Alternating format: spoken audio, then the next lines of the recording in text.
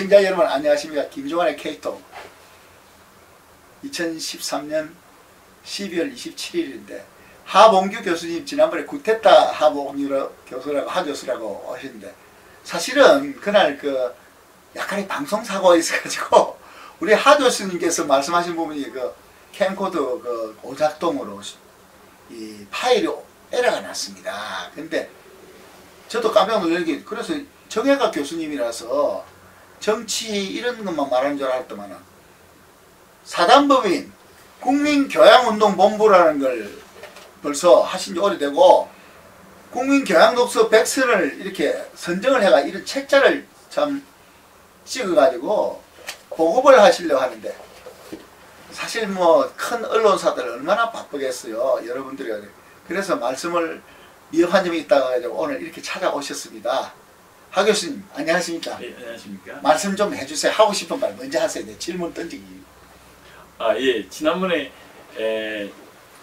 제가 쿠데타 이야기 발언으로 좀 논란이 되었습니다만 저는 뭐 쿠데타 이야기도 있겠지만 사실은 또 그동안 제가 하고 있는 일이 10년 전부터 하고 있는 것이 국민 교양을 갖다가 키워야 되겠다. 10년 됐습니다. 예. 네. 그래서 10년 동안에 계속 이제 서평집을 예. 계속 만들어 왔었습니다. 그러다가 최근에 이제 정식 사단법인으로 등록을 이제 하고 그리고 이제 그것을 제가 이 서평집도 만들었을 뿐 아니라 이번에 이것을 하나의 교양 프로그램으로 방송 프로그램으로 만들어야 되겠다 해서 기획을 한 100페이지 되는 기획을 만들었습니다. 네. 그래서 방송국하고 이제 지금 접촉 중인데 아직 확답은 오지 않고 있습니다. 야, 더 이상 진행하지 말고 곱게 말할 때 연락 오십시오. 예. 예. 제가 좀 근데 교수님, 예. 우리나라 사실 총체적 교양의 문제가 어디에 있다 생각합니까? 예, 제가 외국에 가서 느끼는 거라든지 이야기를 할 수밖에 없는데요. 예. 사실은 제가 산을 좋아하기 때문에 산에 간다든가 이렇게 하면 요즘 되면 이제 지키는 사람들이 있습니다. 화재 예방을 위해서 하는 사람. 예. 그분들이 하시는 멍하니 있습니다. 대부분이 말이죠. 예. 근데 외국 같은 경우는 그럴 경우 항상 책이나 신문이나 이런 걸 보고 있거든요. 대부분 사람들이. 그 차이부터가 혼자 있는 시간에. 예, 그렇습니다. 그리고 외국 같은 경우에 사진을 찍으면 10명이 걸어간다 하면은 몇 명은 책을 들고 다니거나 이렇게 하고 한국 같은 경우는 책을 들고 다니는 사람은 거의 없고요. 네. 좋은 가방하고 핸드폰을 좀 하고 있는 명품 가방은 있는데 콘텐츠가 없다는 겁니다. 우리 대통령 각하께서도 지금 박근혜 대통령 각하께서 가장 문제 중에 하나가 책에 대해서 그 애정을 못 보이세요. 그럼 애정을 보인다면 어떻게 해야 되겠습니까? 제가 볼 때는 박정희 대통령 각하처럼 아예 그냥 독서 비서관을 두고 공부를 하셔야 됩니다. 독서 비서관? 예, 제가 한 7년 전부터 계속 그 책을 이제 서평집을 만들어서 드리고 했는데 반응이 그리 좋지를 못했습니다. 가슴이 아픕니다. 근데 자기가 드린 걸 안 읽어서 반응이 좋다 이래도 괜찮습니까?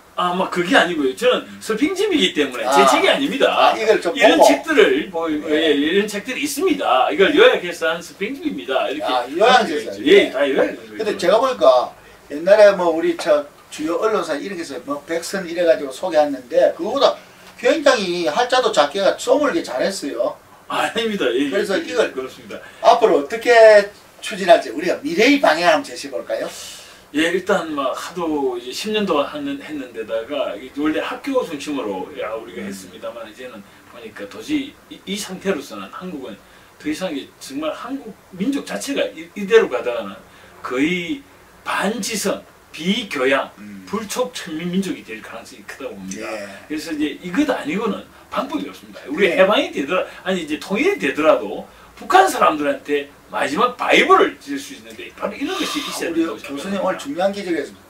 우리가 사실은 북한 통일이 돼도 제일 큰 문제가 동포들이 참 어려서부터 모든 밥 먹는 것부터 다 단체 급식을 통해서 그때마다 김일성 은혜다 김정일 은혜다 이래 버렸는데 그 대안을 오늘 제시했는데 그거 좀 구체적으로 말씀해 주세요. 아까 말한 대로 교양. 세계사를 한번 다시 볼 필요가 있습니다. 왜 서양이 2500년 전에 그리스가 탄생하고 나서 서양이 패권을 잡았느냐 하면은 서양의 가장 특징 중에 하나가 그리스의 특징 중에 하나가 이 애들이 교양을 갖다가 그렇게 높이 평가한 거였습니다. 교양의 뜻은 등나무 회초리라는 뜻이랍니다. 등나무 회초리라는 것은 무엇입니까? 등나무 회초리로 자제분을 때려가면서도 읽혀야 되는 책들입니다. 사실 그 좋은 책은 억지로 안 읽히면 안 읽혀져요. 예, 그렇습니다. 예. 그래서 제가 잠시 준비한 게 있는데요. 네, 뭡니까? 이 그림입니다. 열하고 보시면 잘라보자. 예. 우리가 요즘 아는 것입니다. 지식, 자본주의라고 이야기를 하는데요. 지식을 저 같은 경우 많은 고민을 끝에 지식은 4단계 혹은 4차원으로 볼 수가 있다고 생각할 수 있습니다. 네. 먼저 지식의 1차원적 장애, 우리가 네. 우리가 흔히 뭐 기자분 계셨으니까 팩트라든가 우리가 커먼 센서, 그러니까 상식이라고 하는 거 있지 않습니까? 네, 단계적이고 네. 많은 사람들이 공유하는 그런 뭐 일관성이 없는 그런 지식이 1차원적 지식. 그걸 갖다 흔히 이야기하기를 그냥 상식이라 커먼 센스라고 이야기를 할 수 있습니다. 네. 두 번째가 우리가 볼 수 있는 것이 체계적이고 좀 전문적인 과학적 지식이라고 할 수 있습니다. 오늘날 우리가 대학이라든가 이런 데 가서 이제 공부하는 지식이 바로 과학적 지식입니다. 예. 그렇지만 우리가 지금 이야기하는 것은 3차원적 지식, 이거보다 예. 더 중요하고 이것을 예. 결정하는, 방향을 결정하는 것이 바로 양식적 지식 혹은 예. 양식, 굿센스라고 이야기합니다. 안토니오 그람시의 개념입니다만, 예. 그래서 이것은 뭐냐니까 인문학적 교양이라든가 혹은 초학제적 지식, 이 정도로 볼 수가 있습니다. 그것을 넘어가는 것이 이제 4차원적 지식, 정도가 우리가 이제 영성적 지식이라고 이야기를 하는데요. 이것은 이제 뭐 종교, 예. 세계관 이런 것을 들 수가 있겠습니다. 그러면은 우리 한국의 문제는 무엇인가? 한국의 교육이 뭐가 문제인가 하면 한국의 교육은 주로 일본 교육을 그냥 가져온 겁니다. 일본 교육은 짧은 시간의 수양을 따라잡기 위해서 만든 교육이었습니다. 그것은 뭐냐니까 많은 정보를 체계적으로 요약한 교과서 텍스트를 가지고 그걸 가지고 시험을 치고 공부를 시켜가지고 짧은 시간에 어느 정도의 소양 있는 사람을 만드는 거였습니다. 근데 그것이 한계가 벌써 일본도 느낀 거죠. 벌써. 예. 그래서 다치바나라 일본의 지성이라는 분이 그 이야기를 합니다. 뭐냐니까 일본 그러니까 바보가 되어버린 동경대생 뭐 이런 식입니다. 그러니까 한국의 엘리트와 일본의 엘리트 거의 같습니다. 뭐냐니까 매뉴얼화된 교과서식의 답이 있는, 정답이 있는 공부에서는 강합니다. 정답이 있는 것은. 그렇지만 정답이 없는 것, 보이지 않는 것, 이런 게 대해서는 약할 수밖에 없어요. 그건 뭐냐니까 이런 3차원적 혹은 4차원적인 지식에 대한 공부가 없었기 때문입니다. 오늘날 제가 뭐 미국 이야기를 할 수밖에 없습니다만 미국에 우리가 두려워하고 하는 것 중에 하나가 지금 폭발적으로 아까 본 2차원적인 지식이 폭발적으로 늘어가고 있습니다. 한 2, 3년 사이에 배증을 하고 있습니다. 그래서 과학적 지식이 폭발적으로 늘어가기 때문에 우리가 열심히 공부를 해야 되는 것도 있습니다만 더 큰 것은 이 3차원적 지식을 이 친구들은 그 중고등학교 과정에서 엄청나게 가르쳐요. 그리고 어떤 경우는 미국의 이제 많은 대학들이 인문학만 전문으로 하는 대학들이 엄청 많습니다. 그래서 그 체계적으로 또 가르칩니다. 그런 것이 있기 때문에 이것이 3차원과 2차원이 합치면서 이노베이션도 가능하고 크리에이티비티도 생기는 겁니다. 그것이 없는 것은 계속 우리는 지적인 식민지가 될 수밖에 없는 겁니다. 우리나라 학술의 가장 큰 문제는 이 사람들도 자기 전공만 하는 거지 이런 문제, 체계적인 우리나라의 지식의 어떤 문제를 자기들이 공개적으로 이야기하고 검증하고 혹은 자선하는 것이 없었다는 게 문제라는 겁니다. 지금 서양 같은 경우는 말이죠. 가장 큰 거는 우리가 석학이라고 한다면은 최소한 기준이 있습니다. 석학은 30권의 책을 써야 됩니다. 보통 30권의 책입니다. 두 번째는 광범위한 분야를 공부를 했어야 되고 세 번째는 대표적인 명제가 있어야 되는 것이거든요.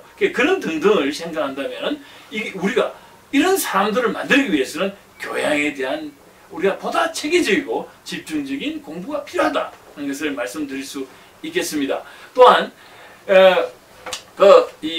우리가 또 이야기할 수밖에 없는 것 중 이야기를 들어보죠. 인물들 이야기를 할 수밖에 없습니다. 한국 같은 우리가 이제 이야기하는 것 중에 하나가 이해를 못하는 겁니다. 우리가 카이사르, 시즈죠. 시즈 같은 경우가 왜 위대한 사람이 됐을 수 있습니까? 시즈의 가장 큰 특징 중에 하나가 독서였습니다. 엄청난 교양이었죠. 마사나의 교양인이죠. 진중에도 책을 들고 다니는 사람입니다. 전투 중에서도. 그래서 자기가 썼습니다. 그 이후에 모든 모델은 카이사르기 때문에 나폴레옹도 당연히 그 책을 달고 그렇죠. 갈 수밖에 없습니다. 그리고 지금 미국에 뭐 우리 유명한 고등학교밖에 안 나오신 분도 대통령이 되시고 훌륭하신 분이 계십니다. 해리 트루먼 같으신 분인데요. 네. 그분도 워낙에 책을 좋아하시는 분이었습니다. 그래서 네. 그분이 고등학교밖에 안 나오셨지만 위대한 대통령이 된 것도 자기가 직접 이야기하신 예. 겁니다. 뭐야? 모든 독서가가 지도자는 될 수 없지만은 모든 지도자는 반드시 독서가가 되어야 된다고 모든 이야기했습니다. 지는 반대 독서가 또한 에이브럼 링컨. 예, 링컨 같은 경우에 우리가 링컨 최근에 영화 넣었지 않습니까? 예, 좀 정말 실패적인 영화입니다. 영화는 잘 만들어 우리 예약이 엄들게 만들었죠. 예. 그 책의 그 원저가 우리가 한국으로 번역된 게 권력의 조건입니다. 원래는 팀 오브 라이벌스, 라이벌들의 팀입니다. 맞습니다. 그 예. 책에 보면은 링컨이 가장 큰 특징이 굉장한 독서가였습니다. 예. 그러다 보니까 이야기를 많이 하시는 분이죠. 그 내용에 들어가 보면 그분이 가장 어려웠을 때, 그러니까 가장 어려운 그 고난에 찬 유년 시절입니다. 그 부분을 보시면은 그분이 얼마나 어려웠느냐. 그 어려운 것도 극복할 수 있었던 거. 가장 큰 게 이제 부친하고 이 대화가 전혀 안 되는 거. 모친이 자기를 좀 이해하셨는데 그분 일찍 우유병으로 우유 때문에 생긴 병으로 돌아가셨고 또 마지막 사랑할 수 있는 여자분을 또 만났는데 또 팔자 진짜 나쁘더라. 예. 그 상황에서 극복할 수 있었던 것은 바로 독서였다는 거. 그 이야기가 있는 거죠. 그리고 모든 서양의 지도자들은 독서가라는 것입니다. 그런데 제가 정치 컨설팅도 좀 하고 경험이 있습니다. YS 때부터 혹은 뭐 여러 가지 국회에서 연구비도 받으면서 국회를 다니지 않습니까? 우리나라는 정치인들이 복수 기질이 독서를 하는 문화가 아니다는. 보스가 책을 아니까 밑에 책을 안 읽고 빨리 개기는 거죠. 보스 그게 가장 큰 그게 옆 눈앞에서만 안 벗어나고. 예, 그렇습니다. 얼렁대고 지금 보십시오. 적자생존이라는 말이 나올 수 있지 않습니까? 예. 국무회의를 지금 우리가 민주화되고 나서 6번째 정부가 들어섰는데 똑같은 국무회의 모습은 똑같습니다. 대통령은 이야기하고 강요들은 받아쓰기 하고 있습니다. 그게 회의가 아니죠. 이게 회의가 아니죠. 이거는 지시와 받아쓰는 거죠. 그 북한하고 차이가 뭐 크게 있습니까? 그거는. 북한도 김정은이 이야기하고 받아쓰고 열심히 있지 않습니까? 적자생존, 적는 사람이 살아남는다. 이 말이 나왔으면 되는 게 아닙니다. 그리고 독서하는 문화, 이것을 만들어줘야 되고. 독서는 인격을 독립체로 만들어. 예. 가장 큰 말 중에 하나가 독서는 삶의 성장과 도약을 돕는 가장 강력한 수단이다. 이것을 이야기하지 않고는 말할 수 없습니다. 심지어는 말이죠. 외국 사람들 이런 이야기까지 합니다. 이게 인생이라고 하는 건 요람에서 무덤까지 이야기하는데 요람에서의 무덤은 흔히 이야기하기를 그것은 동화에서 러시아 문화까지다라고 이야기합니다. 러시아 소설까지라고 이야기합니다. 그 이유가 뭐냐? 하필 러시아 소설이. 그렇죠. 예. 그것은 어릴 때 서양에서는 어릴 때 어린 자제분들이 잠자기 직전에 동화책을 읽어주는 것이 부모의 최고의 도리입니다. 당연히 해야 될 일이고. 그래서 인생의 시작이고. 그리고 마지막 가장 읽기 힘든 것이 러시아 문호들이 쓴 장대한 책입니다. 그 사람의 감정 이름도 외우기도 힘든데 그래서 미루다가 죽기 직전에 마지막 봐야 되는 책이다. 성경이 아니고 러시아 문화라고 이야기할 정도입니다. 다시 말해서 독서로 시작해서 독서로 끝난다고 이야기를 하는 것이 서양의 힘입니다. 제가 이야기하시죠. 독서라고 하는 것은 우리 근대 사회를 보면은 거의 근대 역사라고 하는 건 거의 독서 국가의 탄생이었고 독서 도시의 탄생이라고. 너무 좋은 말씀입니다. 독서 국가, 독서 도시. 독서 시민의 탄생이군요. 근데 교수님, 오늘 교수님 말씀 드리니까 제가 우리 대학 1학년 때 그때 독서 신문 히트 쳤어요. 그렇습니다. 제가 그래서 알바를 부산에서 독서 신문 보급을 하는 걸로 했었습니다. 근데 그 신문